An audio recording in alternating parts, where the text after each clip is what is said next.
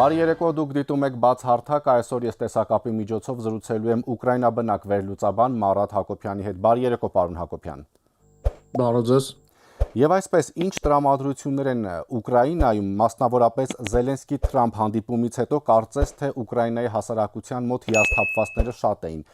Իրականությունը ինչպիսին է։ Հիասթափվածները երևի թե Թրամփի օրոք Ամերիկայի քաղաքականությունից մնացած առումներով ուկրաինացիները ընդհակառակը համախմբվել են իրենց նախագահի շուրջ։ Ուկրաինայում սոցիոլոգիան շատ զարգացած է, բայց երևի թե ես ձեզ ներկայացնեմ միջազգային տվյալներ։ Նախագահ Զելենսկին անվիճելի առաջատարներ մինչև Վաշինգտոնի հանդիպումը, բայց Օվալաձև աշխատասենյակում թեժ զրույցից հետո վարկանիշը կտրուկ բարձրացավ, եթե նախկինում պլյուս-մինուս 50% էր, ապա վերջին հարցումների համաձայն Զելենսկու վարկանիշը նկատելիորեն աճել է, ինչպես օրերս Էկոնոմիստը մեջ բերեց, Ipsos-ի տվյալներին վստահություն են հայտնում համաշխարհային լրատվամիջոցները, Զելենսկու ռեյտինգը 72% է, 72%-ը հավանություն է տալիս նախագահի պաշտոնում Զելենսկու գործունեությանը, 80%-ը Զելենսկուն համարում է պետության օրինական ղեկավար եւ մերժում պատերազմի ժամանակ ընտրությունների գաղափարը,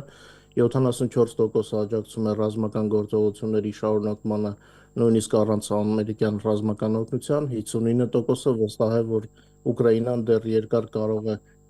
շարունակել պայքարել եւ նույնիսկ հաղթել մարտի դաշտում։ Տեսեք, բայց մինչ այդ հանդիպումը Միացյալ Նահանգների նախագահը հայտարարեց, որ պետք է ընտրություններ անցկացնել, որովհետև վարկանիշը Ուկրաինայի նախագահի բավական ցածր է, ընդ որում նշվեց 4% վարկանիշի մասին։ Դե երևի որ քիչ կարդան ռուսական մամուլ նման բաներ չէին ասել։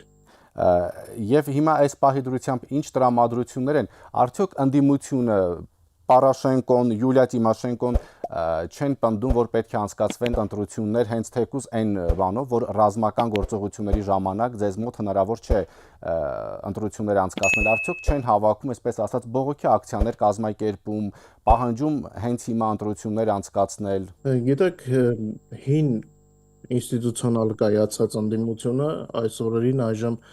մարգինալացված է, չնայած նրանք հասուն քաղաքական գործիչներ են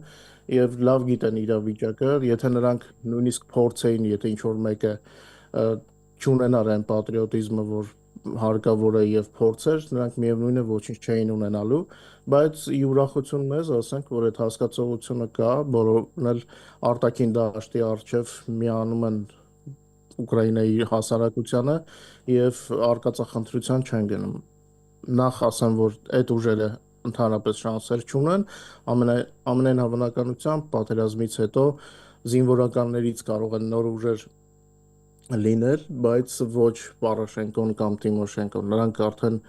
անցյալն են եւ եթե ինչ որ հրաշքով հայտնվեն պարլամենտում, դա կլինի զուտ մինիմալ տոկոսով։ Ամեն դեպքում պատկերը այդպիսին է, որ առհասարակ որևէ ընդդիմադիր ուժ չի պահանջում ընտրություններ, չի կազմակերպում բողոքի ակցիաներ, չի պահանջում նախագահի հրաժարականը եւ այս գործընթացի համար հենց չի մեղադրում գործող իշխանությանը։ Այո, եթե երկրորդ էշելոններում քաղաքական պայքար կա, ապա առաջին դեմքերի մակարդակով բոլորը միասնական են եւ ընտրությունների մասին հիմա խոսել չի կարելի, որովհետեւ հենց սահմանադրությամբ է նշված պատերազմի ժամանակ ընտրությունները անհնար են, իրոք ֆիզիկապես ընտրությունները անհնար են, դե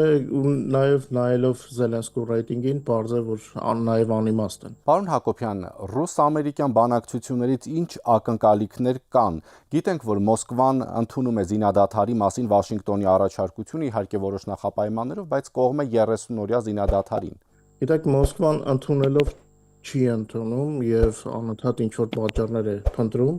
Մեզ համար ինչ որ առանձնակի ակնկալիքներ չկան, մեր համար կարևոր է որ Թրամփը չհավատա Պուտինի ստերին եւ հերթական այդ նոր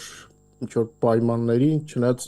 այս ֆորմատը նախապայմաններ չի ենթադրում, բայց ռուսները միևնույնը փորձում են։ Ճիշտ ասած չեմ հասկանում իմաստը որն է ռուսների համար, որովհետև մարտի դաշտում նրանք հաջողություն չունեն, 4-րդ պատերազմի լայնածավալ պատերազմի 4-րդ տարում Կուրսկի մարզում որոշակի տարածքներ են ազատագրել եւ դա երևի թե ինչ որ մեկին ողջևորել է, բայց իրենք ուզում էին Ուկրաինան գրավել, նաև Կիև քաղաքը, մայրաքաղաքը, ոչ թե իրենց տարածքների ազատագրումից ուրախանալ, այնպես որ շանսեր առանձնակի ռազմաճակատում Ռուսաստանը չունի եւ այս ձգձգումը ինձ թվում է զուտ էմոցիոնալ իրավիճակ է, նրանք հասկանում են, որ պարտվել են եւ չեն ուզում համակերպվել այդ պարտության հետ։ Եվ ինչ է կարծում, ինչ արդյունք կտան այդ բանակցությունները։ Միգուցե ես չեմ բացառում, որ Դոնալդ Թրամփին հաջողվի համոզել ռուսներին, բայց կապրենք կտեսնենք ժամանակից առաջ չընկնենք։ Տեսեք, նախագահը Ուկրաինայի հայտարարեց, որ մեզանից ոչ ոք չի ուզում անվերջ պատերազմ, Ուկրաինան պատրաստ է որքան հնարավոր է շուտ նստել բանակցությունների սեղանի շուրջ կայուն խաղաղությանը հասնելու համար։ Ես եւ իմ թիմը պատրաստ ենք աշխատել նախագահ Թրամփի ուժեղ ղեկավարության հետ կայուն խաղաղության հասնելու համար։ Ամեն դեպքում պաշտոնական Կիևը Սպիտակ տանը տեղի ունեցած հանդիպումից հետո պատրաստակամություն է հայտնել, այսպես ասած, որոշակի նաև զիջումներով գնալ խաղաղության, որովհետև նախագահի մեկ այլ հայտարարությունն էլ մոտավորապես այսպես է, որ Կիևը Ռուսաստանի կողմից օկուպացված տարածքները կհամարի ժամանակավորապես օկուպացված, նույնիսկ եթե հիմա բավարար ռազմական ուժ չունենք տարածքներն ազատագրելու համար։ Արդյոք սա զիջողական հայտարարություն չի, պարոն Հակոբյան։ Տեսեք, տարածքների մասին հայտարարությունը միշտ էլ այդպես է, մեզ համար ոչինչ չի փոխվել։ Պարզապես առաջ Ղրիմն էր օկուպացված, Դոնեցկի եւ Լուգանսկի մարզի որոշ շրջաններ, հիմա Դոնեցկի մարզում մի քիչ ավելի շատ է օկուպացված, Լուգանսկի մարզը գրեթե ամբողջությամբ, բայց ամբողջությամբ չէ, կա ավելացել է նաեւ Խերսոնի մարզի որոշ շրջաններ եւ Զապորոժիեի մարզի որոշ շրջաններ, ասենք ինչ որ առանձնակի մեզ համար մեր կենսունակությանը խանգարող հանգամանքներ չկան։ Ուկրաինան ապրում է, զարգանում է, նոր զենքեր է արտադրում։ Իհարկե ժամանակի ընթացքում այդ պերսպեկտիվան կա, որ մենք կարող ենք ազատագրել։ Հիմա տեսեք, մինչ այդ Ուկրաինայի ղեկավարությունը ասում էր, որ հրադադարից առաջ լավ կլինի, որպեսզի գերիները ամբողջությամբ փոխանակվեն։ Եթե փոխզիջումների մասին է խոսքը, ապա հենց այս առումով կարող ենք նշել, որ այդ հարցը սեղանին է,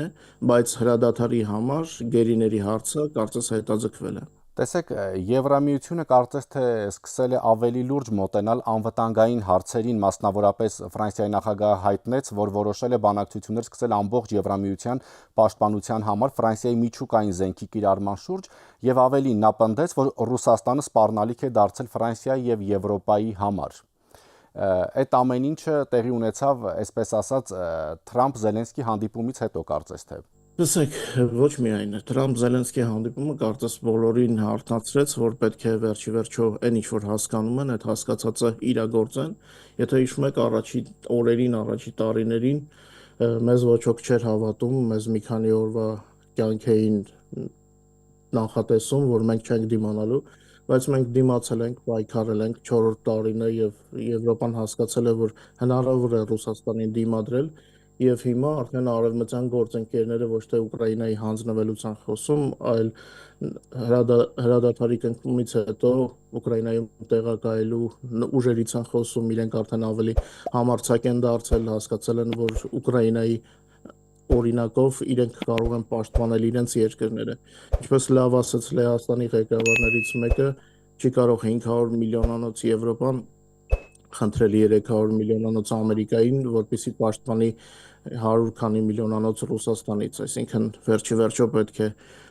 մոտենալ իրական կյանքին եւ միջոցներ ձեռնարկել։ Այդուամենայնիվ, պարոն Հակոբյան, այս պահի դրությամբ ինչ տրամադրություններ են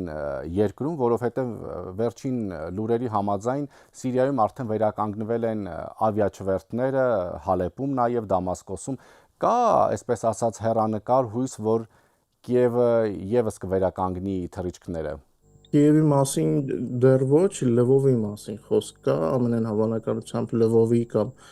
Ուժգռդի օդանավակայանները կարող են աշխատել, բայց սա զուտ դեռ նախնական տվյալներ են։ Երեկ կարդացի լրահոսում, որ կան նման մտադրություն բացել Լվովի օդանավակայանը։ Հուսանք, ընդհանուր առմամբ բացի, ասենք, օդի փակ լինելուց, օդը փակ է անվտանգության պատճառով, որովհետև Ռուսաստանը